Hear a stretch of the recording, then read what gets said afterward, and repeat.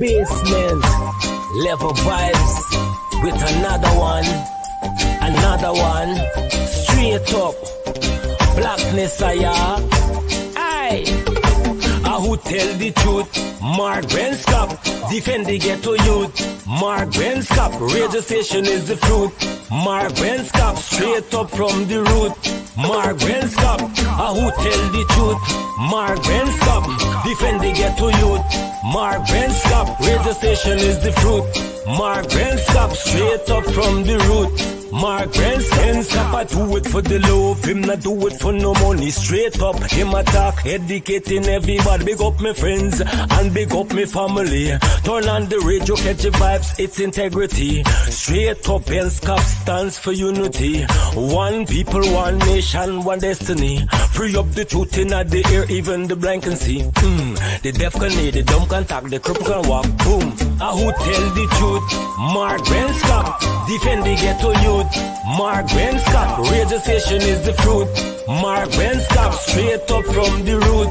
Mark Benskop, who tell the truth? Mark Benskop, defend the ghetto youth. Mark Benskop, radio station is the fruit. Mark Benskop, straight up from the root. Mark Benskop, we have to gather wrong, grab a seat and sit down, pay attention. Education, liberation, we have to stand strong. Benskop upon the radio, lively up the program. Everybody call somebody and let them turn and tune and pon the radio and catch the boom song. We boom it up already, we have to boom it up again. Expose and reveal him. Who tell the truth? Mark Benskop, defend the ghetto youth. Mark Benskop, radio station is the fruit. Mark Benskop, straight up from the root. Mark Benskop, who tell the truth? Mark Benskop, defend the ghetto youth. Mark Benskop, radio station is the fruit. Mark Benskop, straight up from the root.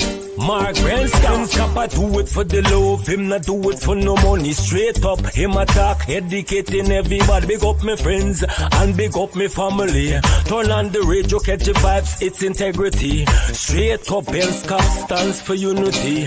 One people, one nation, one destiny.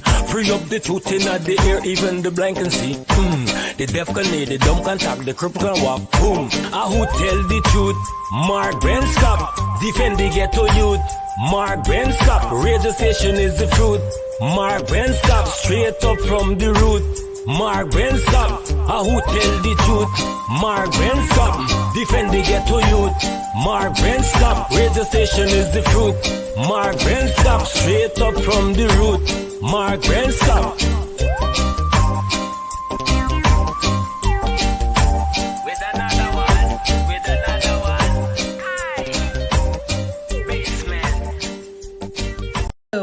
This is attorney Shellen Washington, owner and founder of the Washington Law Firm, located at 455 Utica Avenue in Brooklyn, New York.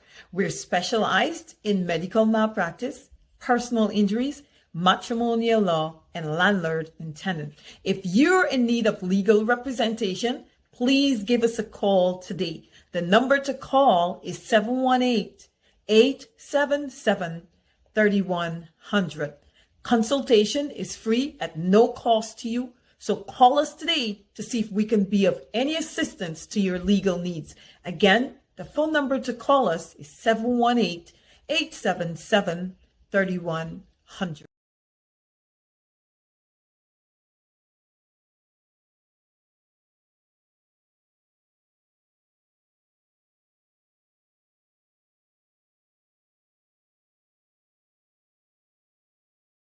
Mr. Mark, I believe every word of Mr. Shu is saying. I am also afraid of Mr. Shu. Mr. Shu, if you are listening, I don't want anybody to harm you. This is a serious thing. Corruption is big. And we Chinese have to stop that. Been bullied by Jack Dale and other government official to pay bribe. It's big all over Guyana.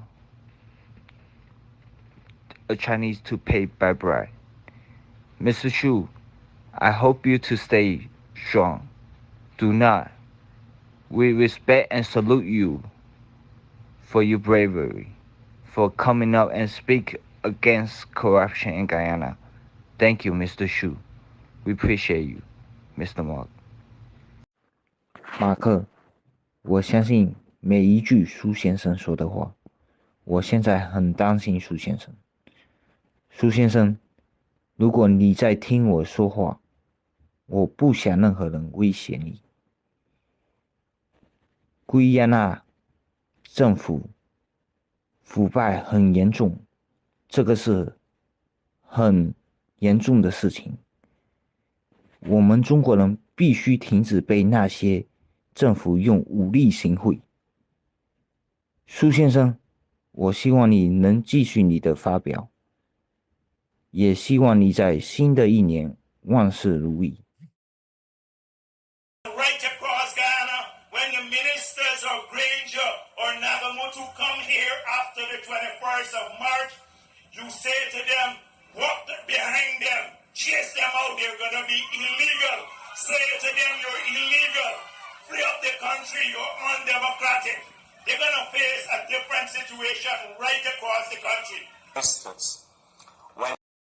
These people have no conscience. No conscience they don't have. None. Go.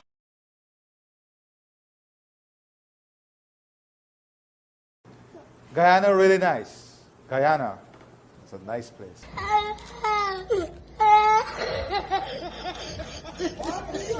Yeah, my name is Jacinti Caldata Francis Vietnam, and since 1965 I become a voter, and I always place my ex next to the cup, and what they are doing today, I can't take it.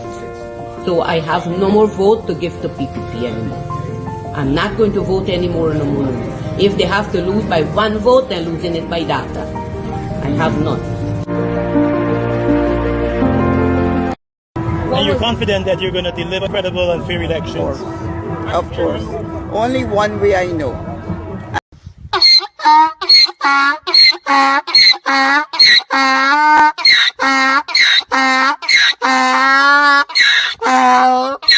Hello, this is attorney Shellen Washington, owner and founder of the Washington Law Firm located at 455 Utica Avenue in Brooklyn, New York.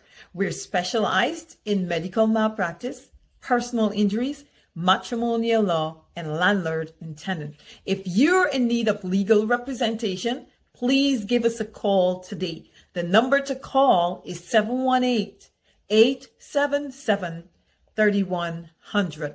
Consultation is free at no cost to you. So call us today to see if we can be of any assistance to your legal needs. Again, the phone number to call us is 718-877-3100. All right, let's get ready to rumble. It's 9 minutes after 9 o'clock. My name is Mark Benchop. It's the 19th day of July. It's almost the end of the year, right? We can almost just put it that way. 2023 is going by so quickly.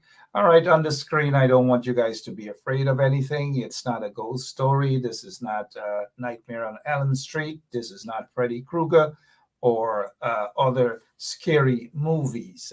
This is not a scary novel either. It's just some photographs of individuals who are part of an installed regime, a regime that has rigged its way into office and denied the people true government as of 2020.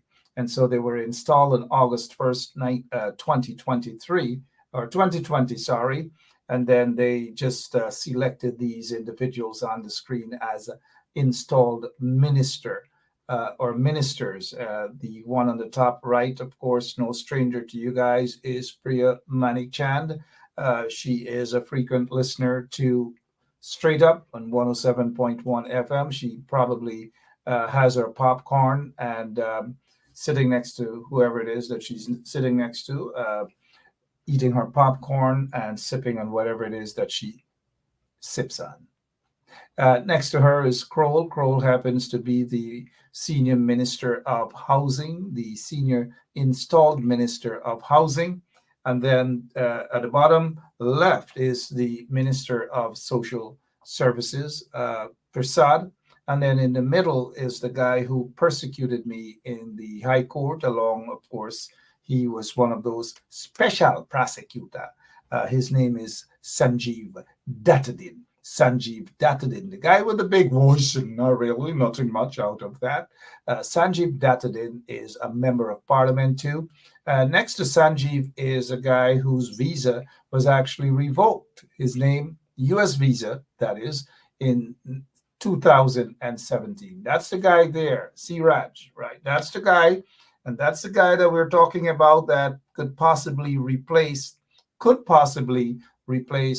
Nigel Dharamlal, who is out. He is in battle. He's the disgraced minister, installed minister of local government. He's out as a member of parliament. And that guy, Siraj, is tipped to replace him. We're told that Irfan Ali wants Siraj to replace him, but Jack Deere doesn't get along with Siraj, and so there's right now some big fighting that's going on as to who should be the replacement. I know a couple nights back that I did say that Siraj is the guy.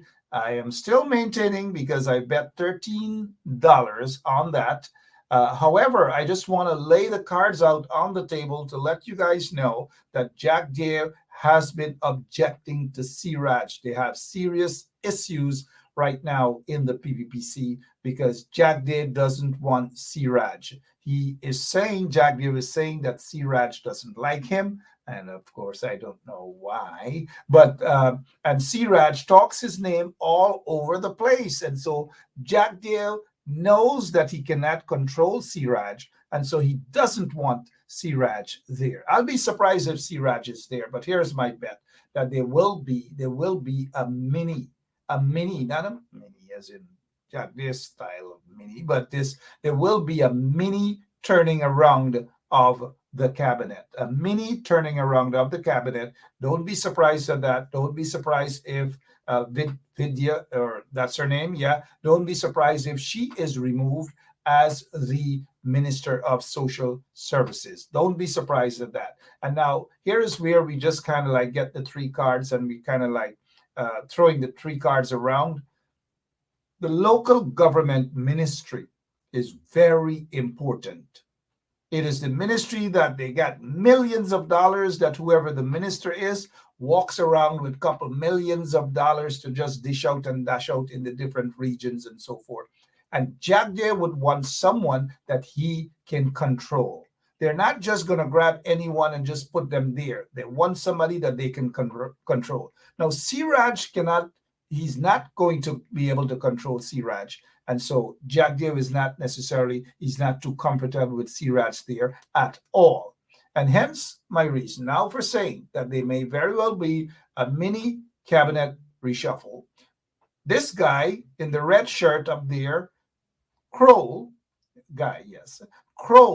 may move over as the local government minister, senior local government minister, because he has dealt with Amerindian affairs and so forth. And that's what they're concerned about, really.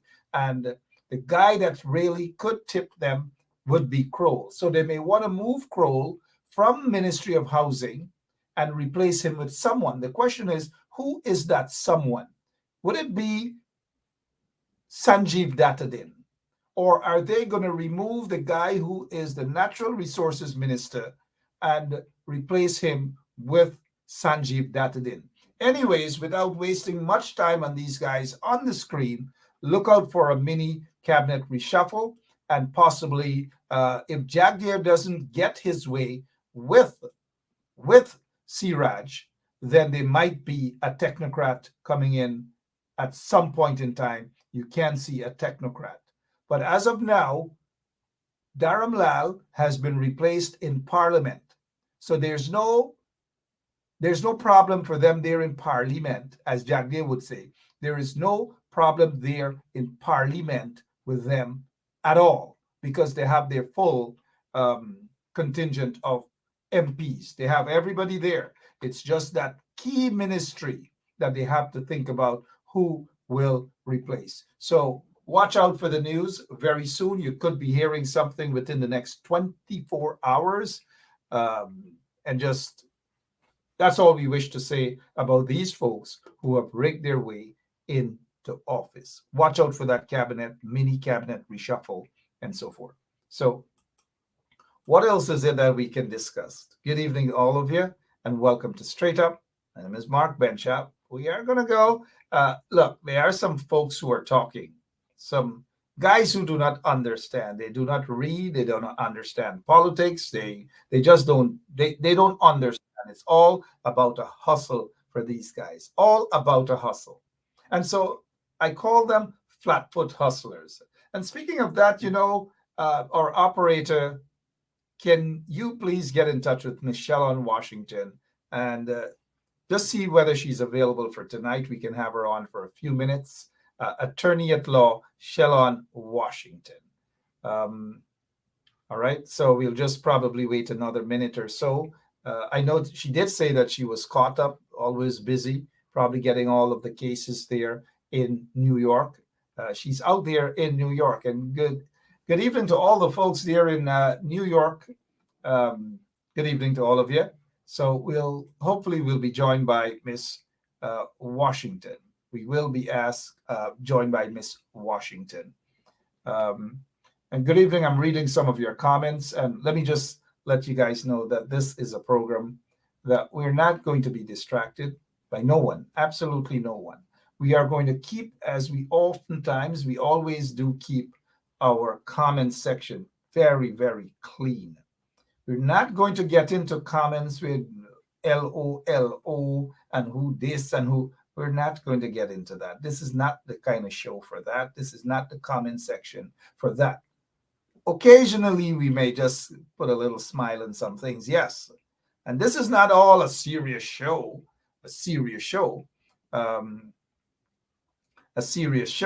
And so we're hoping we will. Okay, I'm told that Miss Washington is with us.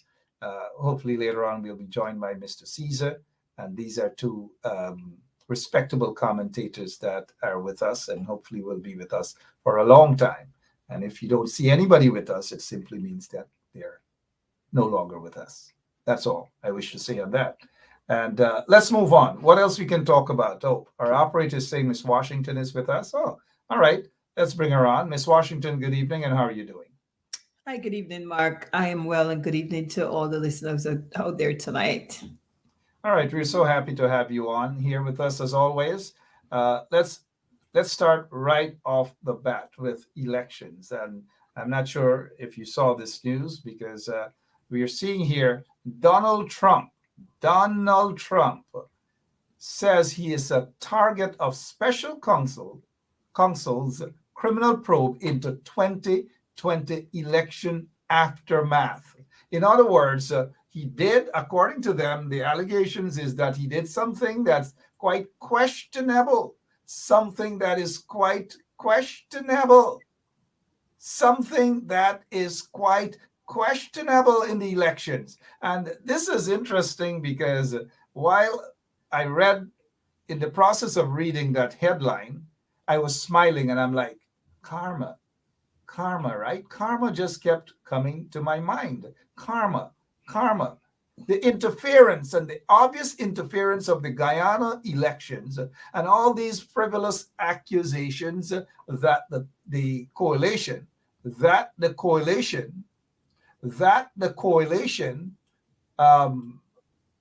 rigged the elections. The allegations, frivolous allegations, because there has been no evidence to substantiate that at all. But here is Trump.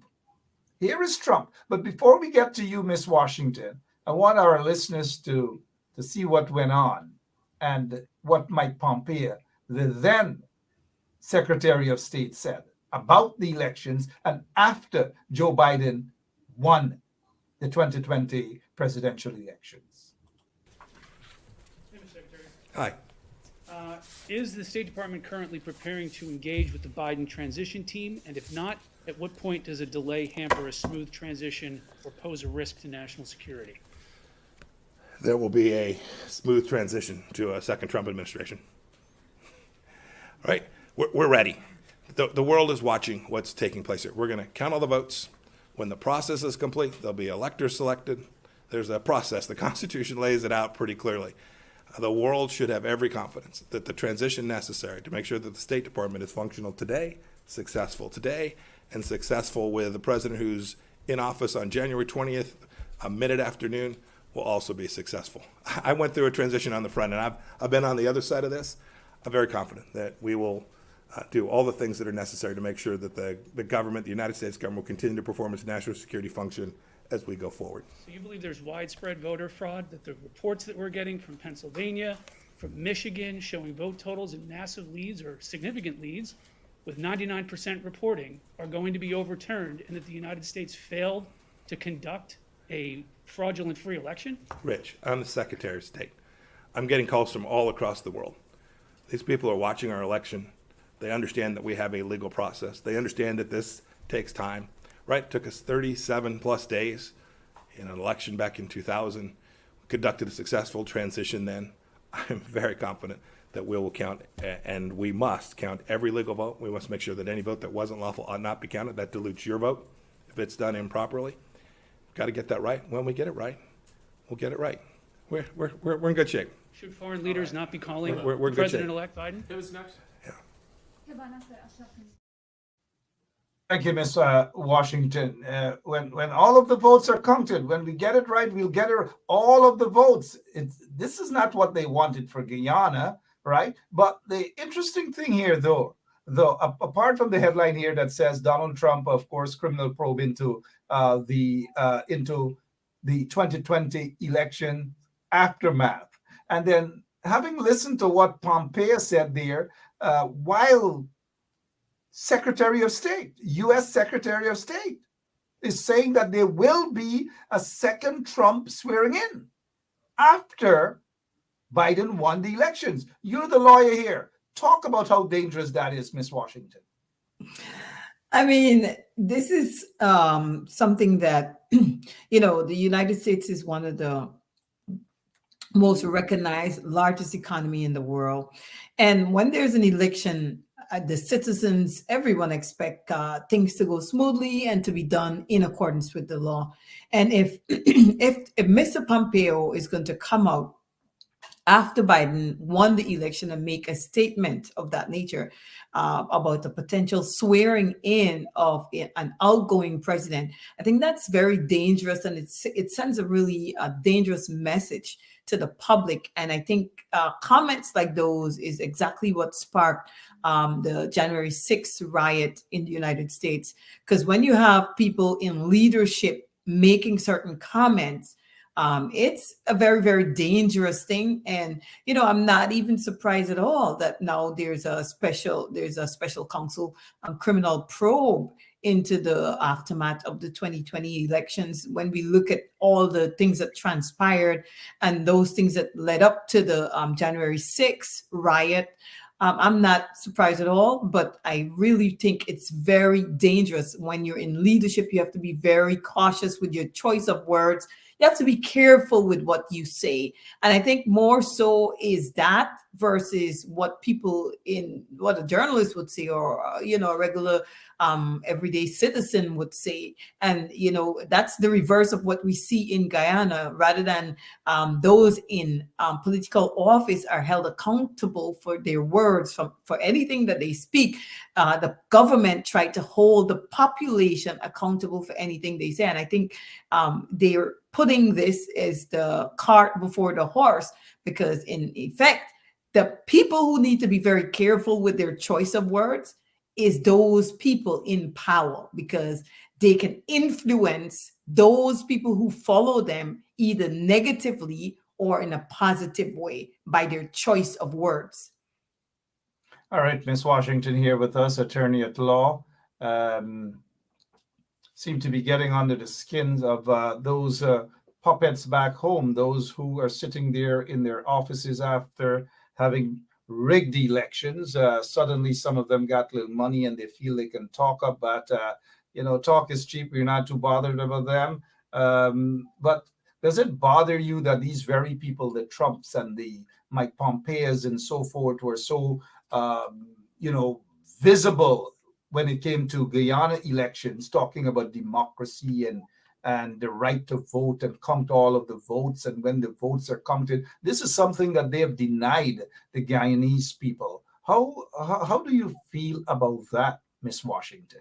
I think it's a certain level of hypocrisy. It's a double standard that people in power or in position in the United States would try to thwart the course of justice and interfere with the elections being properly held and the person who would have won being placed into office.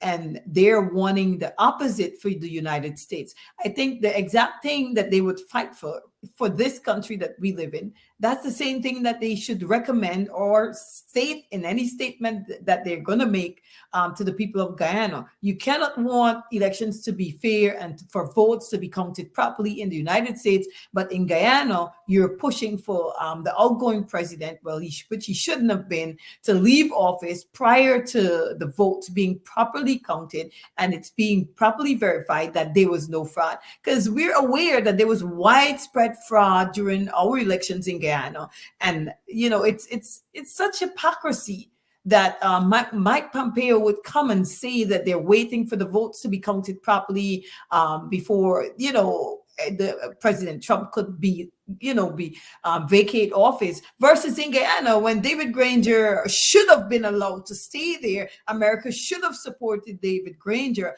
until the votes were properly counted and until it was properly determined that there was no fraud, absolutely no fraud. And I think on many levels, with what was going on in the United States around the same time, the votes were properly counted here. They were challenged in court, but still, the Republicans were pushing that they want the election to be fair, even though the American public knew that the elections was fair and the votes were properly counted. Whereas in Guyana, the votes were not properly counted. We know that elections in Guyana was not fair. And I think it was unfair to Guyana for this, the previous administration under Donald Trump to have said the things that they said regarding the election. They showed absolutely no support for the APNU coalition. But when something similar happened in the U.S., in the United, well, not really similar, but we know Donald Trump was trying to challenge the election. They were speaking out against that. Why didn't they say the same thing about Guyana, that the PPP should have waited until the votes were properly counted, waited until it was properly challenged, and it was the people of Guyana that ensured that the elections was indeed fair and transparent, and that President David Granger was rightfully or should have rightfully left office. But they didn't wait for any such thing. They forced for David Granger to step out of office when we know he should really have been there for a second term. Should have been there for a second term. 29 minutes after 9 o'clock, we have Mr. Wayne Caesar with us here.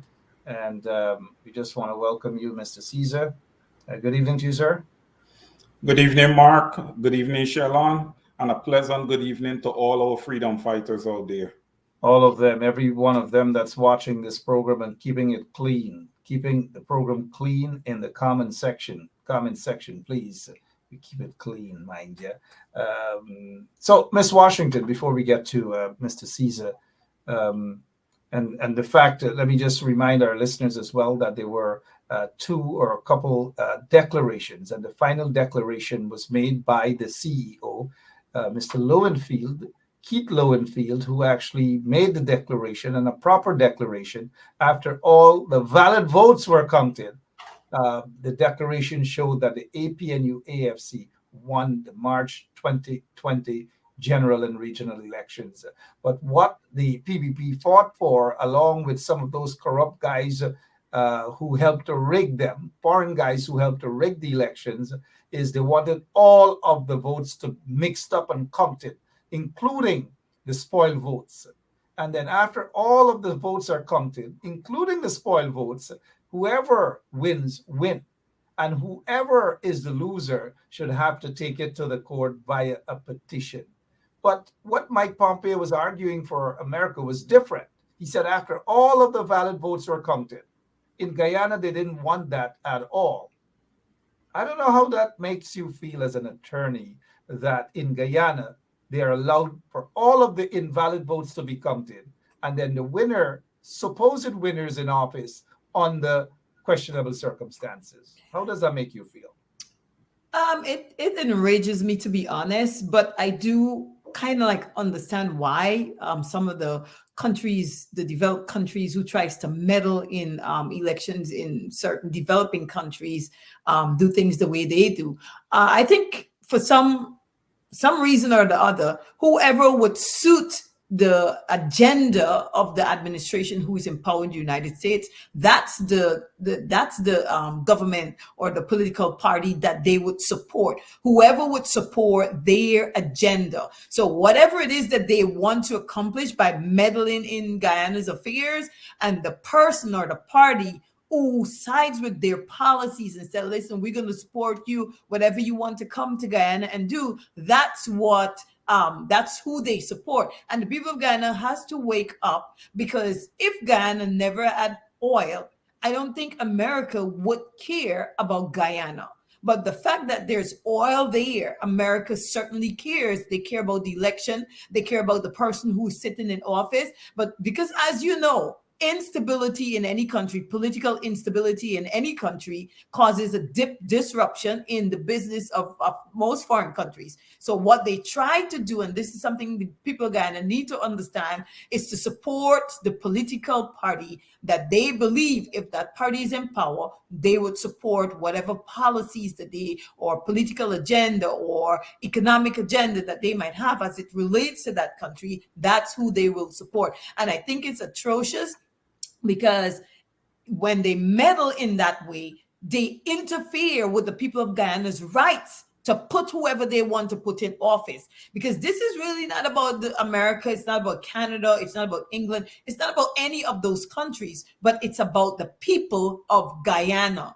And you see, whenever there's a leader, any leader who steps foot into politics and their agenda doesn't align with that of some of those countries, then they're not supportive of those political leaders. You know, we see the same thing in Haiti. We see this in a lot of other countries. If that political leader does not align with the agenda of those developed countries, they would like those people to step out of office. And that is not right, because what really matters is what the people of Guyana wants, the will of the people. Every other country, the will of the people is what prevails. In the United States, the will of the people prevail. In England, in Canada, but in Guyana, for some reason, the will of the people, Miss Washington, in Guyana didn't matter in the 2020 elections. It doesn't. Billions of dollars of oil. It's the oil that matters, and whoever can get their hands on it. And they thought that they could get Exxon, and their friends thought that they could get a better deal from the corrupt PPP, Jack David and these guys, than they would have gotten. And they were of the impression that Granger was going to tighten the screws on them in the second term. But we can talk about that. Yeah, sorry. Finish up your point, please, and we'll get to Mr. Well, since I was interrupted, Mark, not Mr. Washington, sorry, Mr. Caesar. Go ahead, Miss Washington. But in any event, Mark, I think what is more important and what the Guyanese people need to continue to recognize, that what their wishes and their desires are is more important for their country than what the Western world wants for Guyana. Well said, Miss Washington, attorney at law with us. Let's go straight to Mr. Caesar. As Mr. Caesar joined us, we were talking about this latest news that there could be a possible federal probe and possible indictment of Donald Trump for interference or whatever it is in the 2020 election aftermath. We were also talking about how Mr. Pompeo, then U.S. Secretary of State, spoke about there will be a second Trump swearing in even after losing the elections, even after Trump had lost the elections. Quickly, your take on this latest development, sir. Yeah, Mark, listen, I feel like if, there is enough there for charges to be levied against this guy. I don't think, he is mentally capable to be sitting in the White House and, controlling our nuclear codes. We need somebody who is mentally stable and who is able to execute, the duties of being president of the United States. You're talking about the most powerful nation in the world here. And when you look at this guy and you look at his track record, listen, it'll be hard not to call Donald Trump himself a criminal. But the ordinary, everyday criminal, is held to, a higher standard, it appears, than this guy. Because I can't understand how every time, he finds a way to squeak his way out of trouble. I think he's trapped now. I think there's so many, cases against him that, it's going to finally fall through. And, his bid for the White House is going to just finally just cave in. And that needs to happen, Mark, because, picture the rhetoric that would be preached across America and even so across the world with somebody like Donald Trump in office again. Listen, he wants to get back in office so he could, met out revenge against people who he think, may have crossed him the wrong way. And that's not right. Now, where does serving the American people fit into all of this?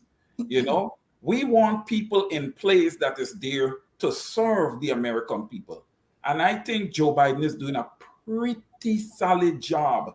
And the way the economy has been responding of late, I would say he's doing an exceptional job as a public accountant. I would say that. So, Trump needs to take a back seat and kind of relax himself because he has a lot of court appearances. So I think he should more focus on that, rather than, trying to, bid again for the White House, man. It's been a disaster on the lots of court Listen, appearances. Mark, the economy was looking great under Donald Trump. And you know what? That's a Barack Obama economy that he was working with. You see, these guys, they forget things quite quickly. They forget things quickly. Now, so Joe Biden, what he started with was a Donald Trump economy. You see what we was? We had inflation. We had all these things. Now we're starting to come back. We're looking good. The market is actually repairing itself. It's went through that phase. And we're looking good again. But Mark, I want also because Shalon did hit the hammer on quite a few nails there when I come on the program there just now and was listening to her. Listen, these foreign powers would have walked into our country and removed a duly elected government. Shame on them. Shame on them. Mark, the PPP did not. They weren't even close with the 2020 elections. They were not even close. How you know they were not close? Local government elections prove that. The recent local government elections we just had prove that. And then number two, the PPP were not ready, Mark, to govern because they never expected the rigging to actually work. But they lucked out and it worked. And look what the Guyanese people are facing. Listen, Mark, like I said before, and I'll keep saying it, time is up for the PPP. It's time up, guys. You had your time. You failed miserably. You failed your people. You failed the Guyanese people. You never had their concerns at heart. You guys are just strictly sitting there and doing business transactions and lying in your pocket while Guyanese continue to struggle and live in poverty. Your time is up. Mark, over to you. All right, thank you so much, Mr. Caesar, Ms. Washington. We'll move away from the possibility of a Trump indictment, and we will talk about the $5 million to family members of these 20 young persons who died in that tragic dorm fire, something that could have been prevented but because of the corrupt PPP regime, they didn't do what was necessary. And Priya Manik Chan should be hanging herself in shame, her head in shame, albeit they just don't have any shame. What is your take, Ms. Washington, on that $5 million for those who died? $5 million will go towards their relatives. And for those who were injured, $3 million for those who were injured. Your take on this latest development, Ms. Washington? You know, I'm trying to do the math with the $5 million here, because that essentially amounts about 25,000 US per person. I do not think that amount is fair. Those were young children. So 25,000 US, those people are going to take that money and it's going to be done very shortly, because chances are most of the families here who suffered because their child was lost their life in that fire, most likely working class people. And you take 25 million and compensate them for the life. That's what the Guyana government has valued, that those lives, one life was worth about 25,000 US. And that's what they're compensating. I think that is disgraceful, first of all, to just come up with a number. I don't know how they value the life, because first of all, in countries like developed countries like here in the United States, if somebody suffered any type of loss as a result of tragic injury in a fire, or some really serious something happened like as 9/11, you know, the first thing that the government do or shouldn't do is just come up with a number and make an offer and said, here, we're going to give you $25,000. The first thing should have done, the parents usually file a claim. It goes through a process. I don't know if these people filed any claim, they make any demand, but what usually happens is the victim's family usually consult an attorney, and we have something called, what is it called? The jury verdict. The jury verdict is something that most attorneys over here, when it comes to personal injuries, you will take a look at it and see what the history was in terms of what the value of a life in a situation like this would have been worth. And that's how you make a decision. I do not know how the government of Guyana, first of all, came up with a number of $25,000. And this is what they say here. This is what we value the life of this child to be worth. $5 million Guyana dollars. I don't think it's fair. And if those families accepted that, I think it's crazy, because maybe they could have gotten something higher if they had gone through the proper process of making a proper determination of what the value of one of those lives would have been worth. And that's done based on a number of factors. First of all, life expectancy, what the person intended to do, like if they intended to go to the university, if they intended to become an engineer, a doctor, a scientist, something of great value to the family. And there's numerous factors that are taken into consideration. Then you make a determination of how to value the life of those people. But you don't just throw a number and say, hey, this is what we thought that child was valued to you. First of all, the other thing is, if one family only had one child and that one child perished in that fire, obviously the value to that family is greater than the value of a family who had 10 children and one of the 10 children died. Not that I'm saying the life is more valuable, but I'm saying the value of that one child to that family, because they had only one child, would be a greater loss to them than a family who has like 10 children. So I think this is atrocious. I think the way the government of Guyana operates, it reflects them. You know, it's reflective of who they are. It's reflective of the way they think about people and the worth of people in Guyana, to just throw 25,000 US at these people and say, here, take this. I know that's certainly an embarrassment. Member of Parliament Roysdale Ford, as senior counsel, also alluded to that. It's a major embarrassment. And there are some folks who might, and I have seen some comments from folks who are like, oh, it's better than nothing. Typical Guyanese, reference, oh, it's better than nothing. And it's better than, it's trash. It's trash. This is an insult to the family. I agree with you, Ms. Washington, attorney at law. Let's get to our accountant, Mr. Wayne Caesar. Wayne, your take on that meager amount. $5 million for those who lost their lives. It goes towards their relatives. And $3 million for those who were injured. Yeah. So, Mark, I just want to touch on what you just said. People, they need to get out of that type of thought process of something is better, than nothing. We need to really, really move away from such thinking, from such thoughts. We put ourselves at a lower standard when we think that way. People think that they can throw anything at us. But going back to the families, and Shalon made some great points there. I don't know if those families have legal counsel in place, because those points that Shalon made there is quite interesting. And I don't know if the families are educated, to what she would have just said. So maybe, Mark, a few of those attorneys in Guyana need to, reach out to those families and, pick up a pro bono. Here's an opportunity to do a little pro bono, something here for the people, because everybody, Mark, everybody always say, oh, we do this. And I'm talking about in the legal fraternity. Oh, yeah, we're doing this, we're doing that. Well, where's the pro bono work? Here's an opportunity to pick up some work, and help these people. It would be of great help to them. And Shalom brought up a great point. If a parent has one child and would have lose that one child, a family, husband and wife had that one child and would have lost that one child, they are left with nothing. Absolutely nothing. So listen, Mark, based on the revenue that's passing through Guyana, $5 million per, a family, and as Shalon said, 25,000 US, which she's correct 100%. That's what it equates to. That's a drop in the pan. It's not fair.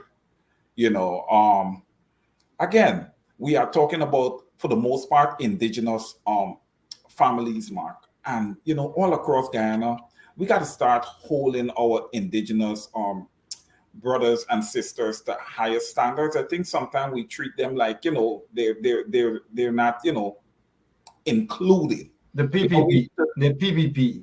That is what. Yes. Difference under the coalition. The PPP treats them like they're nothing. Like if they don't exist. For example, the girls at the dorm was bathing out in the open. Well, if you got young women bathing out in the open, what do you expect is going to happen? They're going to be preyed upon because, like Shalom would have said many times, there's a lot of pedophiles out there. So therefore, you have to provide, proper places for young women to be able to take their baths and do these type of things. But the PPP is lawless, man. All right, the PPP is lawless. Like I have said before, Mark, we need to have a task force go into these communities and see what's going on, because I think a lot of little girls is going through a lot. Lots of them. We need to be able to, capture that, and we need to stop that. But as far as the family goes, with this $5 million thing, I think it's shameful. The government should be ashamed of themselves. And like I would have said before, Nigel Darmla was offering $10 million to that young lady with a little hush thing that he had going on there. And all they could offer to these families that would have lose children is $5 million. How fair is that? 49 minutes after 9 o'clock, the little hush, he allegedly give them that little hush, allegedly. We have a question here, and I'm sure that Miss Washington would be able to answer it. Coming from Desiree Simons, there is a formula for calculating the life and time value, which is what you spoke about moments ago. The question is, though, can the amounts offered as final be challenged? You see, the problem is we're not aware of what type of documents the PPP ensured that the victim's family signed prior to taking that money. And if they signed a document that says that after they accept that payment is going to be full and final and they will not be able to challenge it at any time in a court of law, then it's final. So we are not privy to how this settlement was exactly issued. So I cannot speak as to whether or not it could be challenged. What I would say, though, is if there are families who haven't accepted that settlement, they should know that they could go after Priya Manachan individually. because what they really should have done is sue her in her capacity as the Minister of Education, sue the government of Guyana, and sue her individually. Mark said it on this show. She sold a house for $1 million US.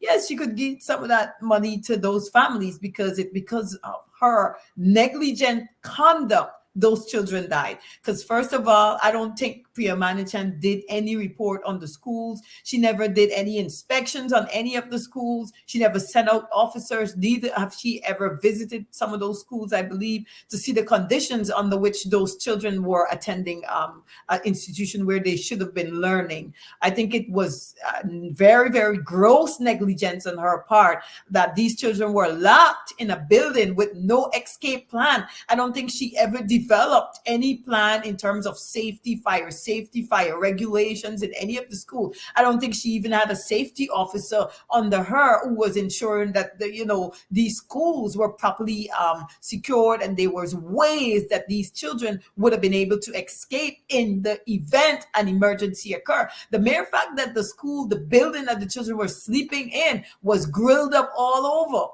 with no means of escape, and the blocks, they were tightly locked in with no way in, nowhere out, except you had to open the locks on the door. Priya Manichan is grossly negligent, and that's what the families need to understand. And because of her gross negligence, I don't know how she sleeps at night, because after that, she should have just really resigned from that position because she's not fit. Because that is the sort of thing that happened under her administration. She is the Minister of Education. She's responsible for the schools. She's responsible to ensure that the schools are safe and there's certain types of conditions are conducive to learning, are put in place for the children. And if she's not doing her job, if she's just there for a paycheck and for the clout and for the recognition and for the popularity, she needs to step right down right now and have somebody who's more competent step into that role. So the people should sue her, file a lawsuit. It could have been a class action. More than several plaintiffs should have joined in the one action and sued her and sue the government of Guyana. Sue her department, sue her individually and in her personal capacity. She is directly responsible for the death of those children. And they should have never accepted $25,000, because you know what? If you had sued, you'd gone to court, those families probably would have been able to get enough money to take care of them for the rest of their lives. Because a lot of them, I don't know how many children they had, but those children who are lost, we know in Guyana, it's a tradition.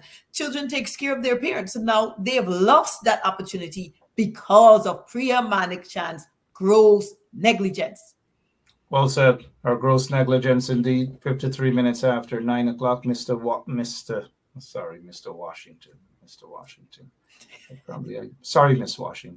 I'm sorry about that. Mr. Caesar, we heard Irfan Ali, came and he basically, he talks right off the top of his head, emptiness, nothing really much. But they spoke about a commission of inquiry, weeks now. Then we heard of the announcement that retired Brigadier General Joe Singh will be heading that so-called the farce of a commission of inquiry. Yet nothing to this date. Your take, sir. Yeah, and Mark, what's concerning here is that the offer was made to these families before the COI was held. I think that the COI should have been held before you offer compensation to the families. And also, when we talk of, and Shalon is right with this, when we talk of a class action lawsuit, and I'm not sure whether the family would have received these monies as yet or not. Okay, a class action lawsuit, would hold a lot. There's enough right now, more than enough. Why? First of all, we had $94.4 billion that was allocated to education. So that money should have been applied, to this dorm, the school as a whole. We should have had more people employed there, to take care of the children. You had one woman there and the children are grilled up, like Mr. Beresford would have commented and said, like if they were in jail, So listen, the PPP is fully responsible for what would have happened to those children, Mark. I don't think, I know that $5 million is not nearly enough. They can do way better than that. And for those injured children, they should be getting, $5 to $7 million. Because listen, their parents send them out to school. They're supposed to be returned to their parents the same way they were sent. That didn't happen. And Mark, you know what? And Shalon talk of gross negligence, and I agree with her on that. Why? Because schools are now out, and you're not seeing engineers and inspectors going around and inspecting the schools. After this tragedy, we should inspect every school across Guyana and establish a safety code. But what? The schools are out and they're not doing anything. Priya Manichan is sitting down looking around. Listen, she's the worst Minister of Education Guyana ever had. All she does is dance and prance and does absolutely nothing. Priya Manichan, shame on you. Shame. You can come on the show and comment if you like. I'm here tonight. You will be responded to. Shame indeed. Wayne Caesar is here tonight. Come Yes, on, sir. Come on, Miss what's her name? Priya Manichan. Come on. Wayne is waiting for you. All of the people in the comment section, they're waiting on you to come. Come on. But Miss Washington, let's touch on this here now. According to what we're seeing here in this Gordon Mosley piece, the debris from the Madja school dorm fire. Look what they're doing with it. The bones and whatever else burnt up. They're putting it now to repair roads. They haven't denied it thus far, because these vagabonds in office are a bunch of liars. But what is your take on the disrespect based on what we're reading here? What is your take? Very insensitive, Mark. It shows that they have no regards for the feelings of those victims. Because obviously, if you take debris from a building that was burnt and it had the remains of victim, it would hold some sort of sentiments to the families of those victims. And to just take it and callously use it to fill potholes, are you even considering how the victims would feel every single time they pass those potholes?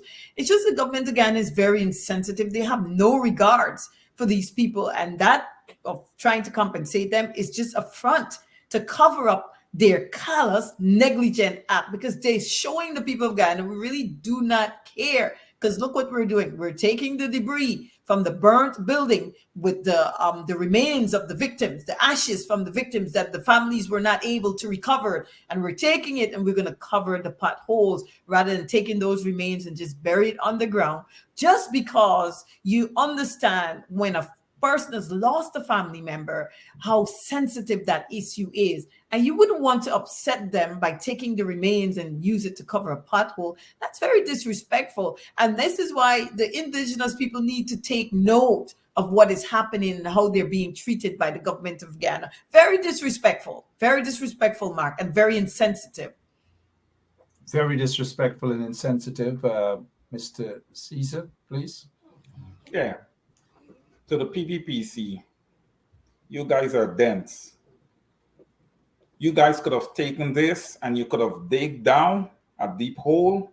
You could have buried this all down there and you could have done a monument, at the top, for these 20 lives that was lost. That's what you could have done. But you guys are so lawless. You're so callous. You have no respect. You guys did not treat the deceased here with any type of dignity whatsoever. And it just shows you the type of respect that you guys have for people, especially the indigenous people. And to those indigenous leaders, those Tushaus, you guys need to, come forth, man, and speak out about things like this. And Mark, when I said the Tushaus and leaders, I'm not talking about Lennox Schumann. I'm not talking about that crook. I just want to make that clear. These people got to start being called out. I'm not holding back on any of these people. Lennox Schumann, you are a shame. You're a disgrace to the indigenous people. You are a total disgrace. Now, Mark, every time, you know, the kids or the parents would traverse this street and your car, you feel like if you're running over your child or a child, if you was able to recover your child, a child. And some of the remains that was recovered wasn't all there either. So we know, you know, that, you know, there's DNA in this stuff that's placed down on the, you know, on the road here. You know, that's ridiculous, man. It's shameful. I'm surprised that none of the ambassadors or nobody stepped out here to say anything or, you know, to stop this government. You know, this is horrible. You know, we are an oil producing nation. You telling me that we couldn't do that road? We had to take the gravel from that building, you know, that those children would have experienced such a horrific death mark and use it to cover potholes, man. Shame. Shame on the government of Guyana. You Indeed. guys should be ashamed of yourself. You're a disgrace to our people. Over to you, Mark. Thank you. It's 10 o'clock in Guyana, 10 o'clock in Eastern Standard Time, different time wherever time zone you are in. If it's morning, good morning to all of you. We are not going just yet. Yesterday, the martyrs, the three martyrs of Linden, they were murdered under the PPP regime by members of agents of the PPPC. Agents of the PPPC, they were murdered by members of the Guyana Police Force. The commander then was Clifton Hicken. Hicken is now the acting commissioner of police. He is the acting commissioner of police, and we see him standing there with you know who.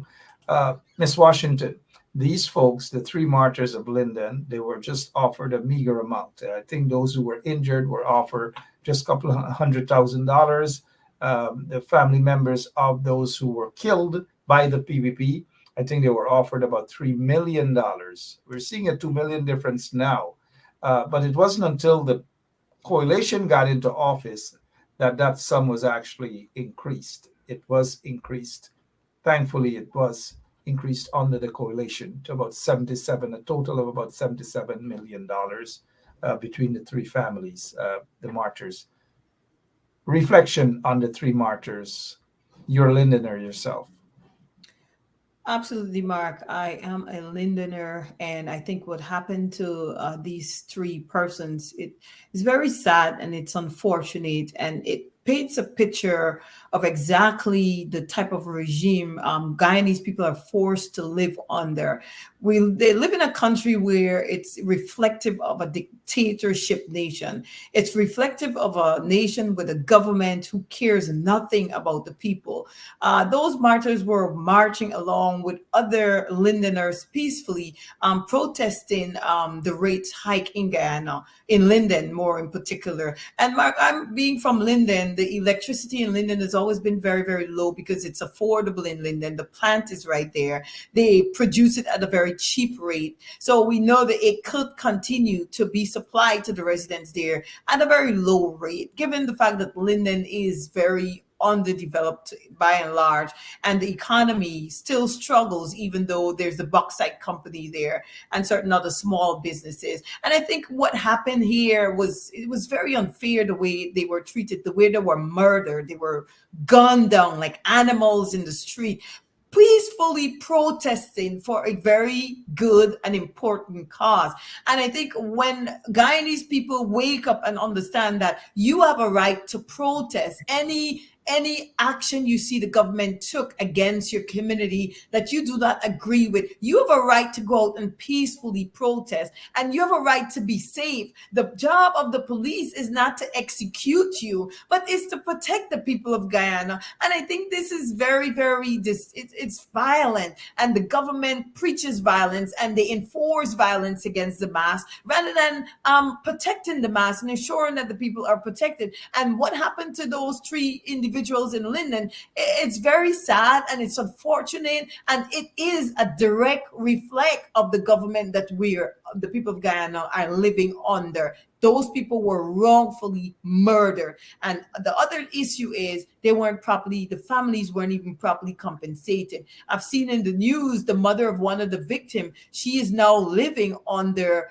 extreme poverty conditions, which depicts grave poverty, because what they're saying is that the victim was the breadwinner for the home. And this is the thing, that when people are murdered under these conditions in Guyana, they need to consult an attorney, and those attorneys need to go and seek compensation for these victims, which would adequately provide for their entire lifetime, because that type of loss is losing a family member who's a breadwinner. It's horrific. It really changes your life for the worse. And the government should be held responsible every single time they murder a victim, an innocent person. Anytime they do such thing, extrajudicial killing, they should be held responsible for it. Well said, Ms. Washington. Mr. Caesar, your take on of course, yesterday was the Remembrance Day of those 3 martyrs who were murdered by the PPPC.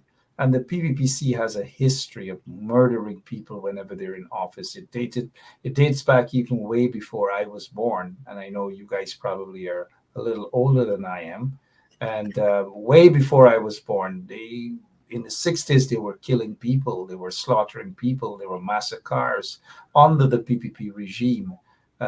We know of the Son Chapman. We know of what happened in other places. There was a bit tit for tat, but the PPP instigated a lot. And then for many folks who may not know, there was the Abrams family. There were 7 of them were wiped out under the PPP. We were told that it was a PPP butch job, or whatever it is you want to call it. And then there was the killing of a Superintendent McLeod, I believe, a British guy, and the bullet was flushed down the toilet. All these manner of things. We know of the burning of cane fields, sabotaging the economy. And this is a PPP that claims that they're patriotic, when a lot of those acts were unpatriotic. They were criminal. They were terrorists.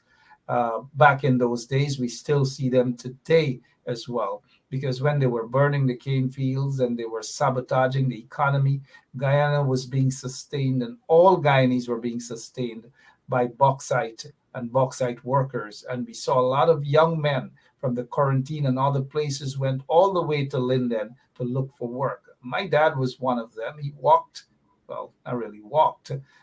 The guy that walked to Linden with 2 different side slippers was Sam Hines, who walked all the way from Myconi to Linden, and Linden rescued him. And he turned out to be so ungrateful to Lindeners. He was laughing at those 3 persons who were murdered. He did nothing about that. He could have stopped the protest, but he decided to do nothing. Mr. Caesar, let's hear your take, sir. Yeah, Mark, I was watching the program last night, and, it brought back a lot of memories. And of course, I am saddened, in remembering the death of these 3 brave men. Mark, when you go out and you're demonstrating your democratic right, which is to protest peacefully, the last thing one would expect is to be shot and killed. And like Shellan was saying, this is just a reflection of the PPP and what this stands for. There's no love ever meted out to their citizens. There's never no type of empowerment. It's always, about violence against their citizens. It's always negative, when this government is in place. And I agree. These 3 young men, they were brutally murdered. This is murder in bright daylight. And I say this, if it happens, Mark, that the coalition does get into power, let's try to go back a little bit and remember all the silly COIs that the PPP would have had. You know, that was, those COIs was also rigged. It was, you know, put in place that, you know, favor would be given to them. Listen, so much money was spent there. I would say to the opposition, once they get back into power, to go ahead and to compensate these families once again, make it right, because it wasn't made right the first time when it was done. And this is just, Mark, this is just the starting of a few initiatives that I have, and I'm going to throw another one out there. I feel like everyone who would have attended the University of Guyana and paid and is still living in Guyana should be fully refunded. Our constitution says that university should be free in Guyana.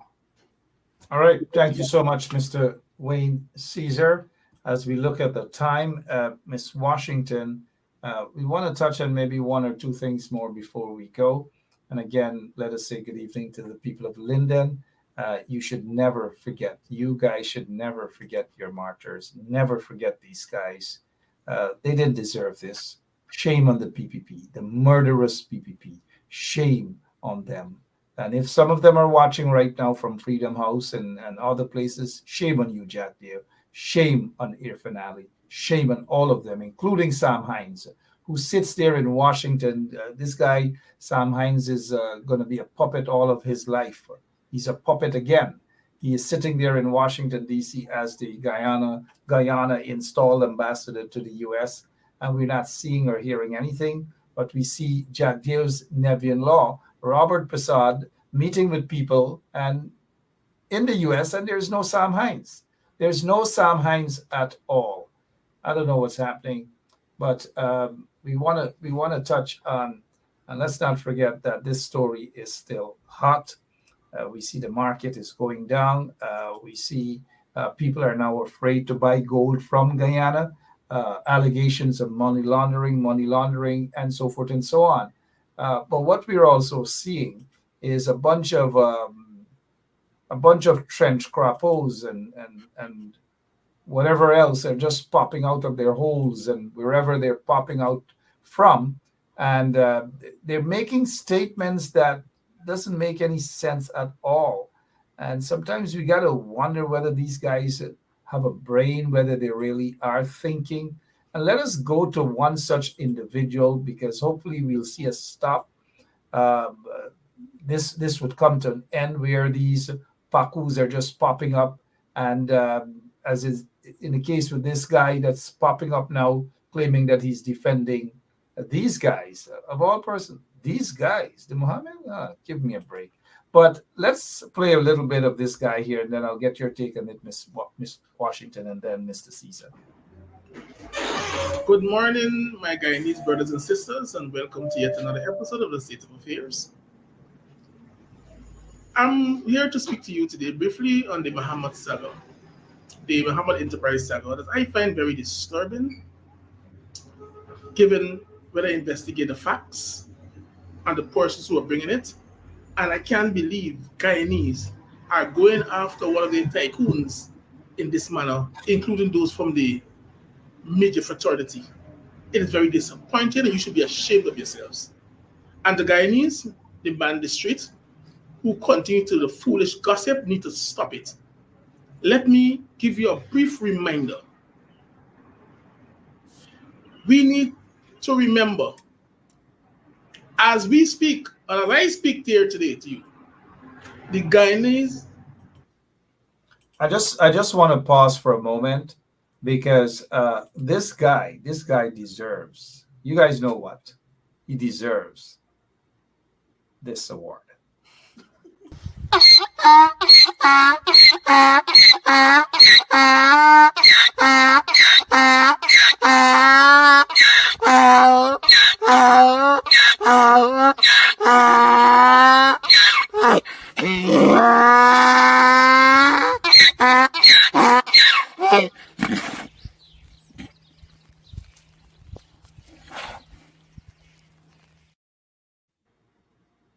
Honest, Miss Washington, I don't know what is in the water that these guys are drinking. Mr. Caesar, I don't know what is wrong with this guy. Is he from He's not from Plaisance. If he's from Plaisance, y'all probably have to ask him to go in some other village. Let him go and live in Azruddin Mohammed's bottom house or somewhere. Where are these guys pop out from? Miss Washington, please make sense. What is this guy really trying to say, and how does that make you feel? I mean, first of all, I'm really confused as to what is the context of his defense against a Wait a minute. What do you mean context? You don't see what's written all over his face? No, what I'm saying, he's the man singing for his soup. Well, continue, he's making a comment about something that involves an investigation in the United States, and then he's telling the Guyanese people not to speak up. But you see, this guy he depicts exactly what is wrong in Guyana. When we see wrong, we cover it up. We don't speak up against it. We condone it. And to condone wrong is to be complicit with it. You're saying, I agree with the wrong. And that's exactly what this guy is doing. He's saying, although the Mohammeds, there's allegations that they're involved in money laundering, drug trafficking, human trafficking, all this type of wrongdoing. He's saying, I agree with whatever they're doing, whether it's a legal or illegal business, I agree with it. And then he's saying Guyanese need to stop speaking up against wrongful, illegal conduct. And he depicts exactly what the PPP does. I think he's been so long living under a corrupt government that condones wrongful government and speaks out against wrongful and speak for they agree with wrongful conduct, that he's doing the same thing here. He is agreeing with anything wrongful that the Mohammeds are doing, and he's telling people, he's encouraging Guyanese people to leave the Mohammeds alone, allow them to continue any conduct that may be unlawful, that the U.S. government is investigating. And then he's turning against the U.S. and saying and speaking things about the U.S. But the fact of the matter is, the CIA, not even the CIA, the FBI that we were told, and the DEA, whatever type of investigation is being probed into the Mohammed's business transactions, they have a right, because if they are sending anything illegal in the United States, the FBI, the United States has a right to protect its border against criminal activities. And any person who is attempting to conduct any criminal business, sending it transshipment, border, cross-border, the U.S. has a right to investigate those persons. And for you to sit as a clown and to condone something that there's an active investigation going on about, I don't know if he knows the Mohammeds, but if you know them, maybe you should go have a conversation with them and ask them, are you doing illegal things? Are you getting engaged? Are you engaging in drug trafficking? Are you engaging in money laundering? Could you show me your books? Could you show me how your transactions are done? Could you give me records so I can see and verify that the probe that the U.S. is doing is an unlawful act, or they're just harassing you? Maybe he should do that rather than just coming out and tell the public something that he has no business, he has no saying in. He should just sit there and be quiet. I don't even know who is he, because his words is of no value. It has no probative value to it, because at the end of the day, if the Mohammeds are engaging in illegality, it needs to be investigated, not just for the people of Guyana, not just for the United States purposes, but also for the people of Ghana. They have a right to know if people are taking their wealth and laundering it illegally, because they're entitled to taxes from every single gold transaction, and they're entitled to keep their country clean and safe from drugs and illegal activities. Well said, you. And we're just closing off with a little humor, because what he says there doesn't have any weight. It's just mockery. And he should have these sort of things and nothing to laugh about, just mockery. He made a complete fool of himself. Maybe that's what he is. But for him to say that he has done his investigation, what investigations can you, what position are you in to do any such investigations? Come on, Odo. Just sit down and collect your little soup, enjoy it, and soup. But you did say, Miss Washington, that you don't know who he is. And a lot of people don't know who he is. He happens to be the son of Major Mackerel. I'm not sure if you know who Major Mackerel is, but a lot of our folks in the audience know who Major Mackerel is. Mr. Caesar, do you know Major Mackerel? No. Yeah, he is the son of major mackerel. A lot folks in the audience should know major mackerel. Francine Cruz is saying poverty is all over him. Poverty is all over him, all between his teeth and all over. But Mr. Caesar, talk a little bit about Major Mackerel's son and what Major Mackerel's son just did there, for the heck of it. Well, what I want to first make clear is that we are speaking here about Guyana and we're not speaking about Saudi Arabia. So we don't need a crown prince in Guyana. Okay? The people in Guyana have never voted to have a crown prince. We don't want a crown prince. So, Mr. Udubes, wherever you're going with this, I think you need to retract this statement. It's ridiculous in nature. When we speak of tycoons, okay, we have to speak of legitimate tycoons. I would have spoken before that I'm 100% sure that the gold that's being produced in Guyana is not hitting the Guyana Gold Board the way it should.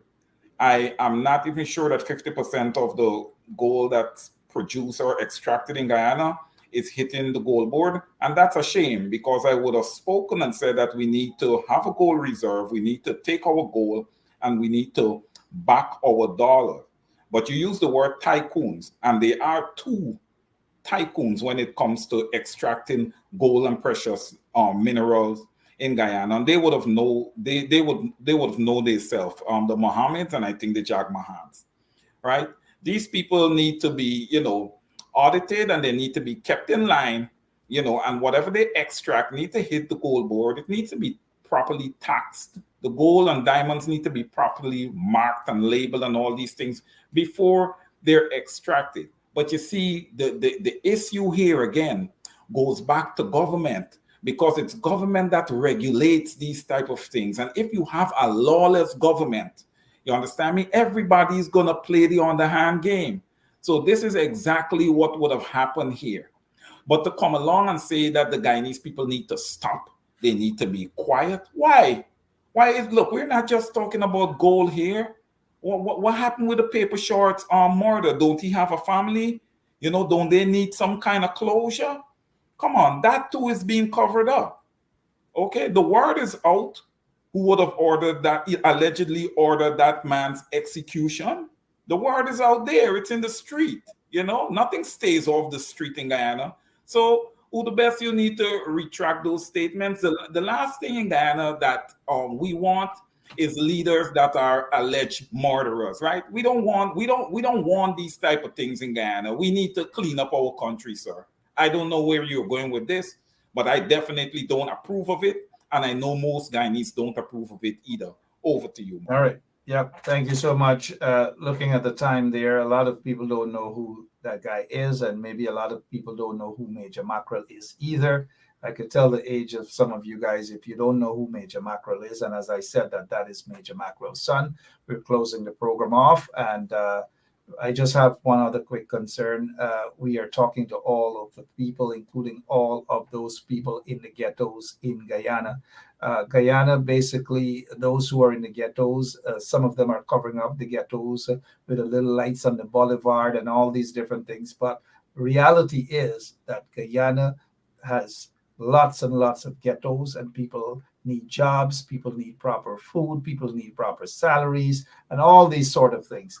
Well, let me just for the sake of folks to see and know who Major Mackerel is and why I say that Udu is Major Mackerel's son. Major Mackerel. How is your father? Pull it up there. Well, it's a lot. Hold it, no selector.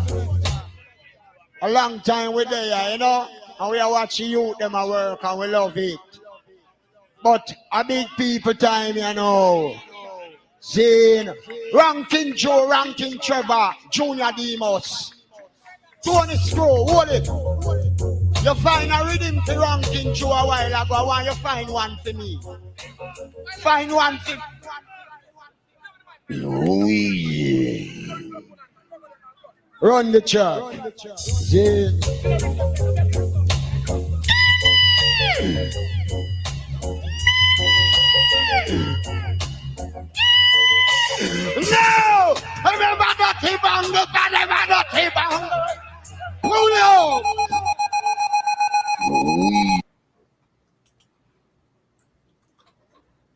Our operator didn't give us the good one, but there's a good song, like Father, like Son. Some people are saying Major Mackerel sang a song that pretty looks done, and then I get none.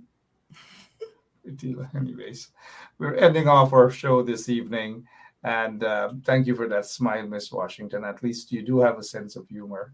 Our accountant is all into the figures, right?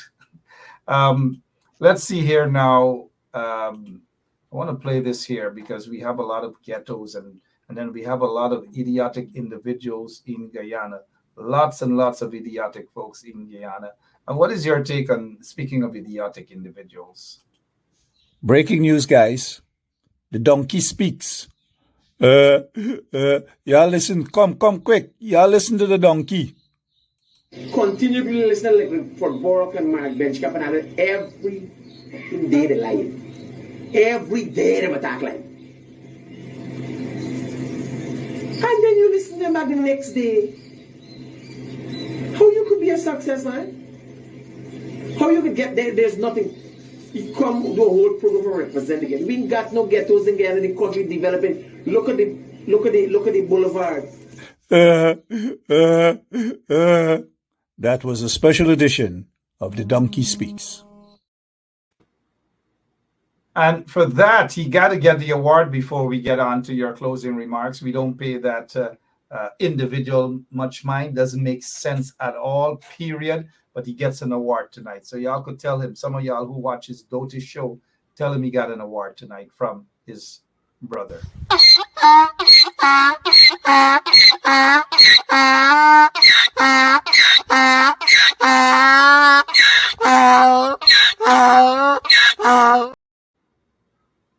Really do mean the donkey, his brother. Miss Washington, your closing remarks, please, ma'am.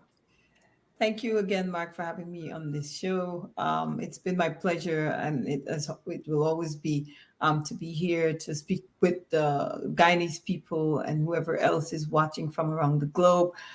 Thank you guys so much for joining us. Thank you guys for sharing the link, for your comments. I just want you guys to know that I do read a lot of the comments. I might not say anything, but I do appreciate some of the comments. I do read them. And again, guys, thank you so much for all of the support. I completely love you guys. I truly do. I appreciate you guys for all of the love and the support. And like I've said many times over, I've had people call and they said their family from Guyana who watches this show sent my phone number to them and asked them to call me for legal advice or to retain my office to represent them in some sort of legal issue. And that's why I want to say I am so grateful to all of you people. I'm grateful. I'm truly grateful. And I want to say thank you from the bottom of my heart. Thank you. Thank you guys so much for all of your support, all of the love. I love you guys. And I will continue to speak up against wrongful conduct on the part of the PPP, wrongdoing on the part of the PPP, illegal conduct, fraudulent conduct, any conduct that is distasteful and paints Guyana in a bad light. I will continue to speak up against it until someday, I believe, someday soon, Guyana will be liberated and we will have a new leadership in Guyana that will lead Guyana in the right directions. Thank you guys, and good night, Mark. Good night, Wayne. Thank you, Mark, for having me. Thank you so much, Miss Washington. And I do ask for your forgiveness that I oftentimes ask you for 10 minutes. And it's almost 10:30 now. Have a good night, ma'am. Good night. Mr. Caesar, your closing remarks, sir. Yeah, well, Mark, I just want to thank you tonight for having me on the program here. And to all our listeners and viewers, I hope, we had a good, solid, edifying discourse here tonight. Let's continue to stand shoulder to shoulder here. Every day that goes by is a day closer to, once again, freedom for our people, liberation of our country. Let's continue to stay focused. Let's be our brothers and sisters keepers. And, Mark, I just want to touch quick on our back to school drive. Things are coming along beautifully. We have quite a bit of donors. We're looking to close off, sometime early next week. and be ready, to ship off to Guyana. But things are looking pretty solid there. I encourage people to continue to donate. We are very, very authentic. Everything that you give goes straight to Guyana, straight to the people. We have free shipping. We don't pay for these things. We have people who are helping us all through the track. So, you guys do not hesitate. For those who have donated, I just want to say many thanks to you guys. Let's continue to push. We cannot wait for the government, to give anything to our children. We have to empower our children. We're going to do the best that we can to put them in a position to be successful in school by giving them a backpack with some books and other necessities that they need, in class. A lot of times, kids, Mark, and when I was in Guyana, I see this, the kids are walking with their books in their hands. And, when the rain falls, the book is wet. Of course, you write in pencil, that the work, the work may not be legible after the book would have been wet and dry and all this stuff. So, I'm happy, that we're able to do this for our students in Guyana. And again, thanks everyone for your contributions. Mark, over to you. All right. Yep, 31 minutes after 10 o'clock. Thank you so much. And indeed, I echo everything. Thank you so much. We will ensure that those who are in need will get that opportunity. At least it's our part. And those who have played a role, thank you all so much. Some of you are in the audience, yourself. And we will continue to ensure that we keep you abreast as to what's happening. With that said, thank you again, Mr. Wayne Caesar. We appreciate your time here, sir. Even from your busy schedule, you take it to be here with us. Please give my regards to your mom and your family as well, and also your friend Gavin. Gavin, yes. Gavin. Yes. Thank you so much, Wayne. I appreciate it. Thank you, Mark. Good night, everyone. We gotta when we're in Guyana, we gotta have a beer in the ghetto, man. We gotta have a beer in the ghetto. Yeah. Yeah, and thank you. We don't worry with individuals who get away from the psychiatric ward. But thank you for encouraging and restraining me from addressing that individual. Thank you so much. But we've got to go. All Appreciate right. it, Wade. See you guys. God bless. Yep. And we don't want to spend much time with goats and donkeys, and you know who they are. They oftentimes bray in Guyana. There are some people who feel that they can just turn their cameras on and on Facebook, and that is their happiness. Well, if that is their happiness, some of them it's like a comic show, and we know who those comics are. Those so-called political commentators, a bunch of comics. That's who they are. All right, folks are asking about this particular song. Odu, if he's listening, we dedicate this to Odu. Odu didn't make much sense there at all. And like Francine Cruz said, poverty written all over his face. He is the son of Major Mackerel. This is Major Mackerel. How you want mix with God people? Well, Major Mackerel mix, but me no mingle. We not getting tangled with no farmer dirty bungle.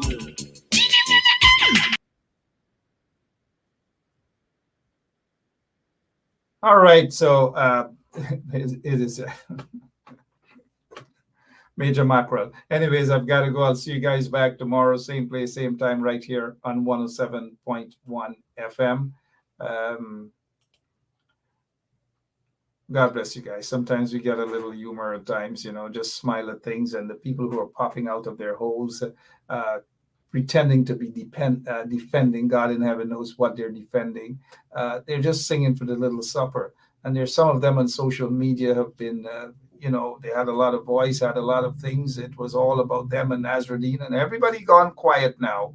Every one of them have gone are quiet now. So we can understand what's going on, but some of the little rats are popping out of their holes, and we see some of these rats. Some of the rats got big heads, and whatever it is, they're floating around. But as they say in Guyana, right, they got eat, and it's all about that.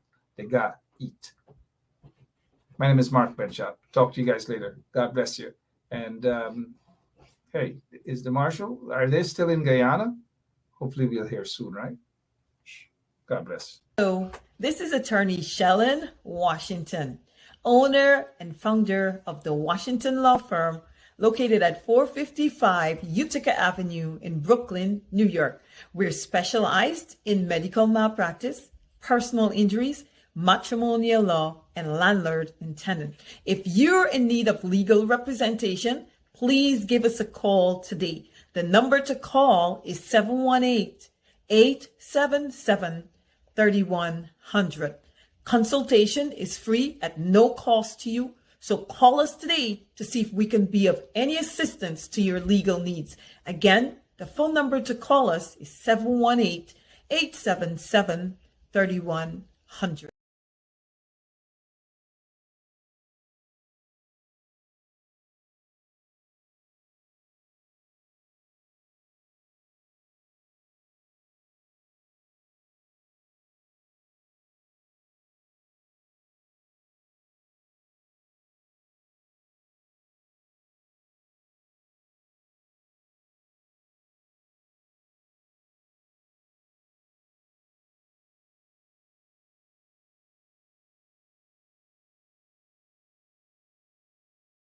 Well, young man, if me ugly like you, I beg God ring out my face and put it for sun.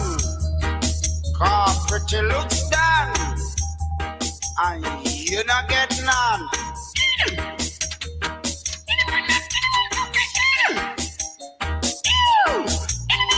The looks done and they not get none. But the looks done and they not get none. He looks done and they not get none. He looks done and they not get none. For them turn up, me sit down, me a walk, him a run, him buck him big toe tumble down. When they look on the man, me a big gallop and run. The boy fear, but I took a one a shaka Zulu song. They look done and they not get none. It looks done and they not get none. True Shaka Zulu, him a Shaka Zulu. Shaka Zulu, you be a Shaka Zulu. You ugly like a horse, like a patu. Snake, kangaroo. You a bad bull in a pen and me a bad bull too. Fuck off and me made a go pop down you. Kick off and me a grind kick down you. Box off and me a grind box down you. True Shaka Zulu, you a Shaka Zulu. Shaka Zulu, you a Shaka Zulu.